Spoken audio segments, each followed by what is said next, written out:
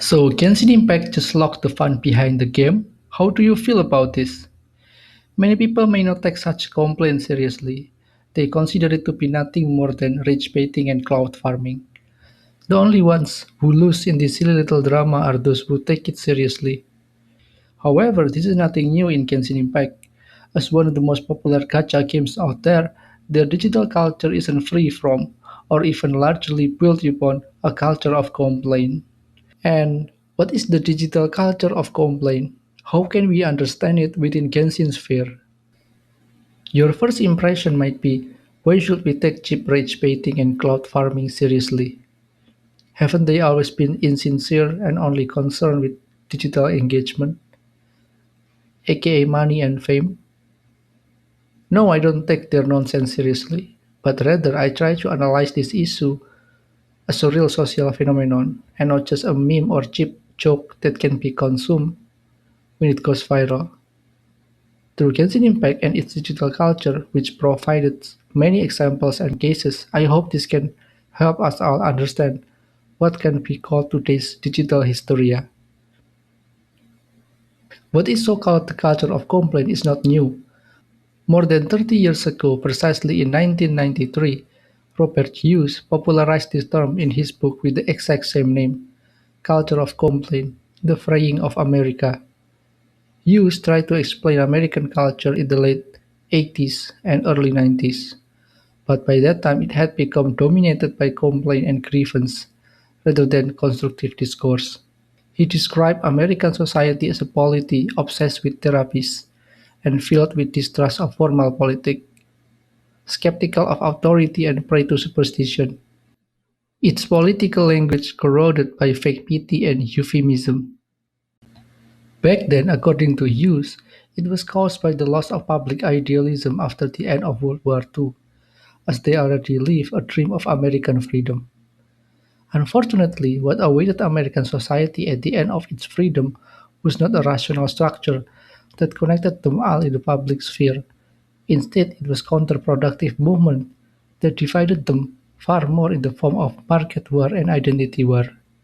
What Hughes saw as a symptom of modern American society 30 years ago is no longer happening to American only. Today, the culture of complaint is a symptom of modern civilization. The dream of full-blown freedom creates its own self-defeating consequences when the actual public rational discourses are being engulfed and twisted by the swarm of masses' opinion. As an art critic, you know that not only would the art world be affected by the culture of complaint, but it will get worse, especially today when the internet and social media have turned everything into an instant art of appearance or content. Art or object are reduced only to its effect and its market value, and so creates a kind of unholy alliance between those who demand therapeutic and moral consequences, and on the other side, who demand a market identity to distinguish themselves from the other, also to assert dominance and even bullying other who has different preferences. Isn't Genshin Impact digital culture full of these resentments?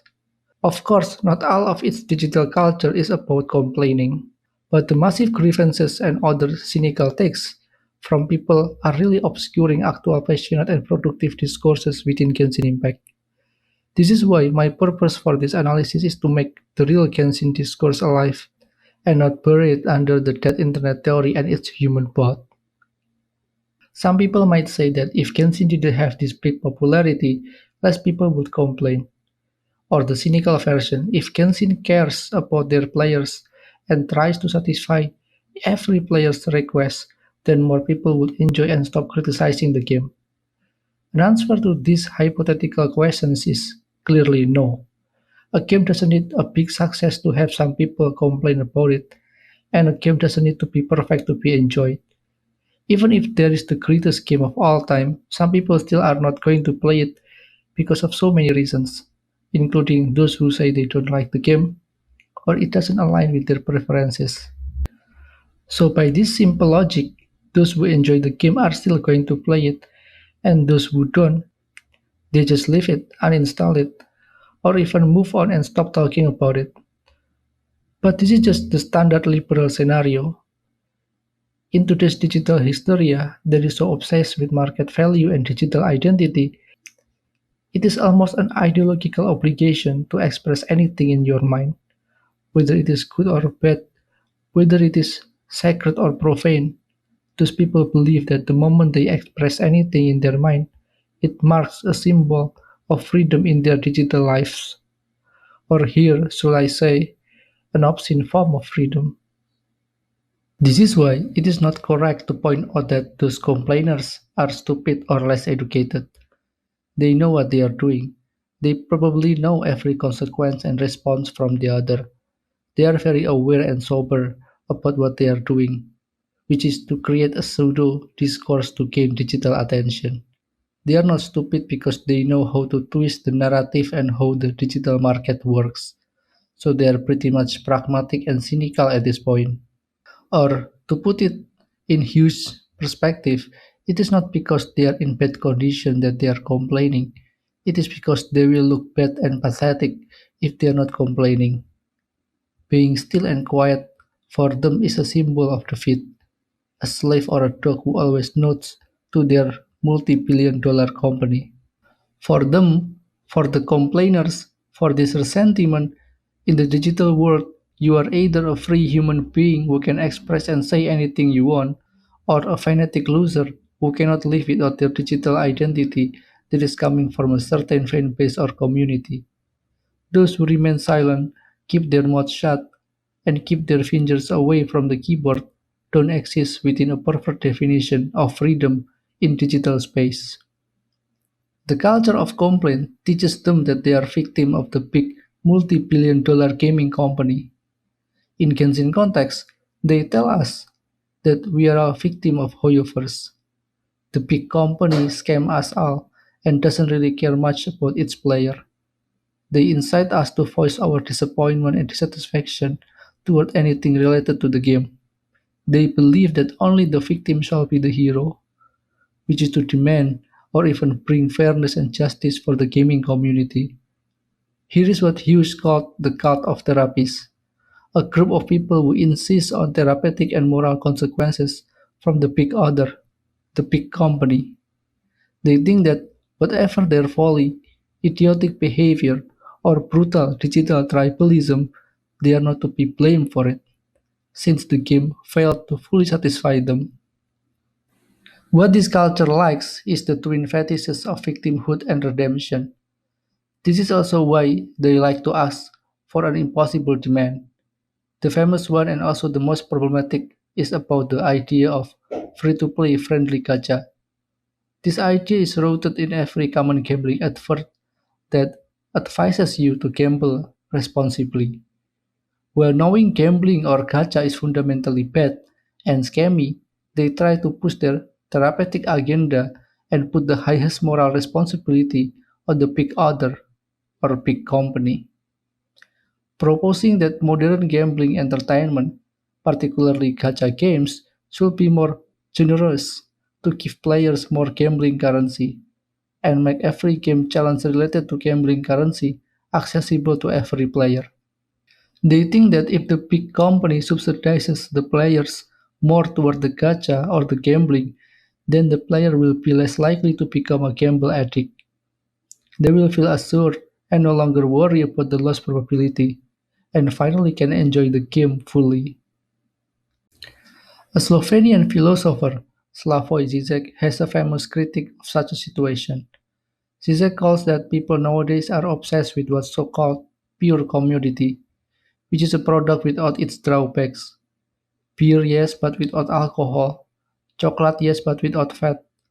Coffee, yes, but without caffeine. And maybe gamble, yes, but without losing. Instead of worrying about the negative side effect of the product, consumers will only need to focus on their healthy and ethical consumerist behaviors. Starbucks and its global revitalization motto have done this.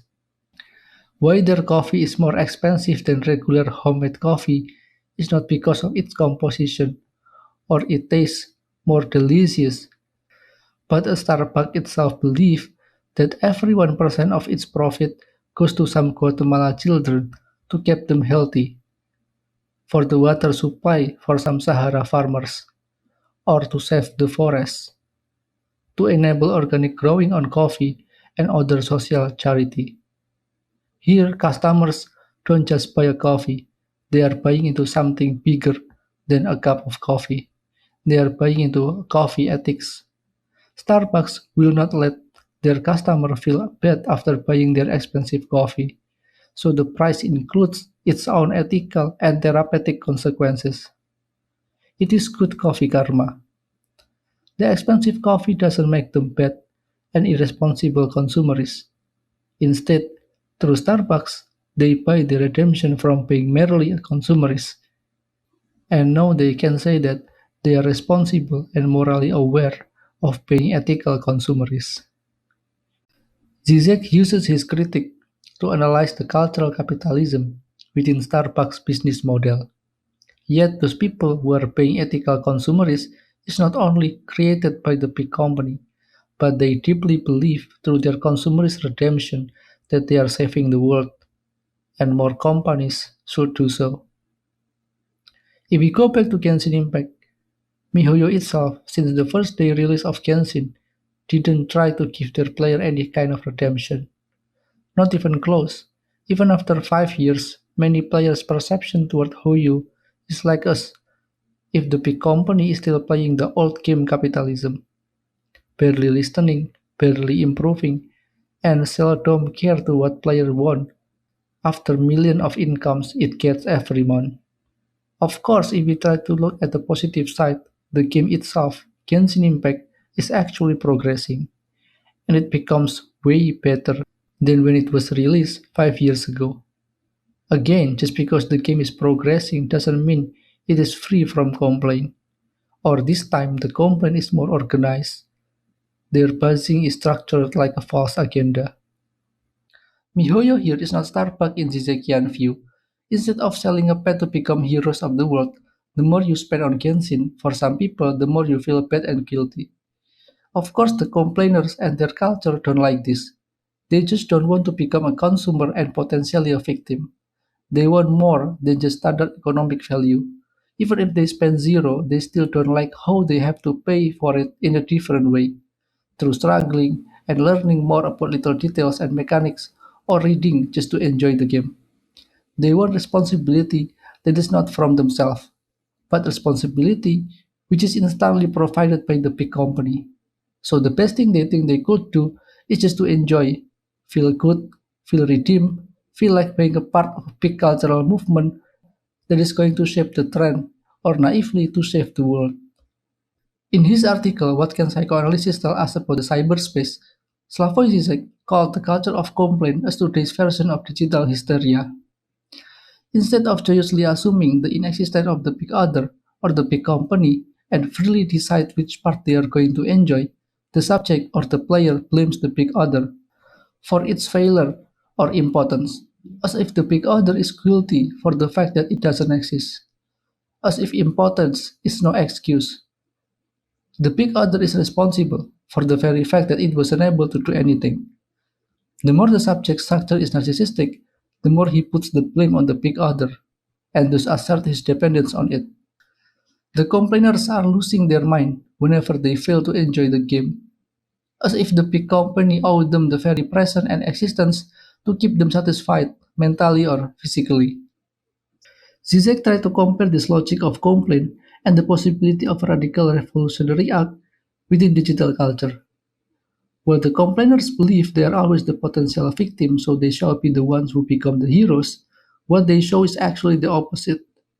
Their very gesture of attacking the big other or the big company reveal that instead of undermining the position of the big other, they still address themselves to it, by way of translating their demand into the term of legalistic complaint, or even just performative complaint.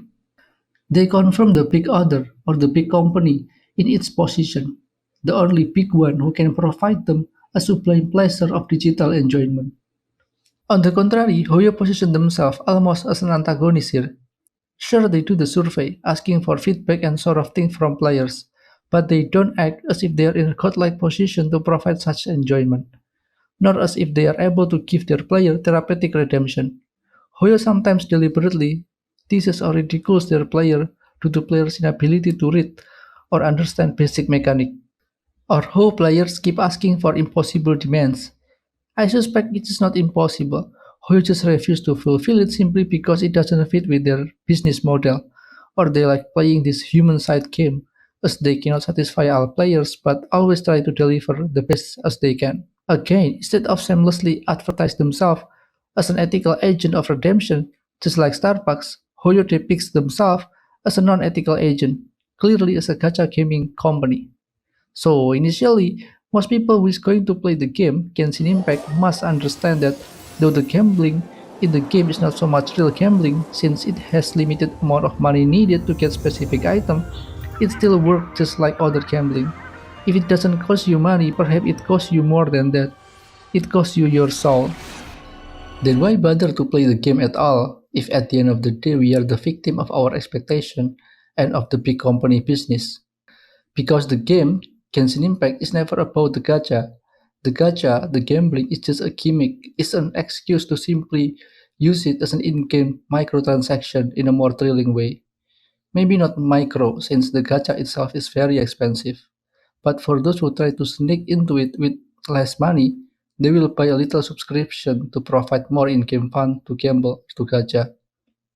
That is why there is no such thing as free-to-play gacha friendly. No, it doesn't exist. To gamble is to pay, even with your soul. This kind of bullshit is just a complaint to conceal your gambling addiction and your obsession with risking your fantasy within a wheel of fortune. So, to answer the question, is there a possibility of a radical, revolutionary act within Genshin Impact digital culture? The answer is not quiet, but by recognizing it not merely as digital market commodity, but as a work of passionate people to connect all their player or people despite all the different backgrounds. Here we can share ideas and thoughts, or even just simply emotion, through this beautiful game. The chance we get to there is likely to happen in the near future. What culture of complaint misses in their narcissistic agenda is the common dimension of Genshin Impact as such a game. They reduce the game to its effect, which digitally reflects how today's social media work, full of drivel. They reduce the game to just a mere sensation, a dramatic emotion, a table of technical numbers, and rage-baiting engagement farming in digital space. Hughes was right here. When the group of people lost their objective toward a particular object or circumstance, they start to problematize themselves. They use their personal sentiment as a veil to cover themselves from the real game. Or to put it bluntly, the game itself is dead for those who lost their objective and now completely become a commodity. They judge the game by how consumable and profitable it is, plus how therapeutic its business model is, so they can avoid themselves of feeling guilty as a pure consumerist. They fail to see that the negative dimension of it is actually the most productive force that keeps people desire to play the game, and also to enjoy it beyond the pleasure principle and market influence. This common dimension that a game should be played as a game is the foundation of Genshin Impact's philosophical design. Instead of forcing or persuade you to enjoy the game, Genshin challenges you whether you can find a way to enjoy the game or no by putting some basic real-life obstacles. I would say, for instance, with so many texts to read just to understand the lore, nope, not even skip button, some of them are hidden or scattered around in-game world. Also, by limiting the green of some materials so you cannot get it instantly, not to mention the battle mechanic which is quite tricky, though it looks way easier yet difficult to execute, and an extra annoying RNG stats for artifact. Almost forgot to mention, the general criticism is that Genshin has the most outdated graphics for free-to-play gacha games out there. Okay then, here's the point. With Genshin Impact, the players are winning, not by getting those generous and redemptive stuff from the developer, nor by finishing or completing every endgame challenge or lore in the game, but by playing their own game. Genshin is their game. Though it means they are losing more time and effort, confused and stuck in exploring Teyvat, they don't flinch, as if they know nobody could dictate them, not even the developer, how to play the game.